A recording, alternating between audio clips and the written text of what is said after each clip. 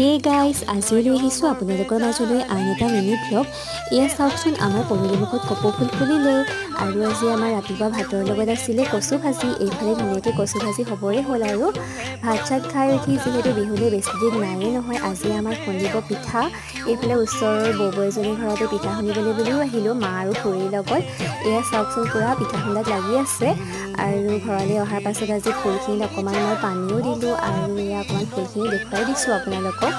আকৌ গধূলি সময়ত আজি এয়া তিলপিঠা বনাবৰ কাৰণে আৰু নাৰিকল পিঠা বনাবৰ কাৰণে সকলোখিনি যোগাৰ চোগাৰ কৰিলে। আৰু তাৰপিছতে এয়া জুইত ধুনীয়াকৈ তিলপিঠা বনাবলৈ বুলিও লৈছে। এয়া চাওকচোন, ধুনীয়াকৈ তিলৰ পিঠা বনাই আছে, আৰু এইফালে বনাই আছে নাৰিকলৰ পিঠা।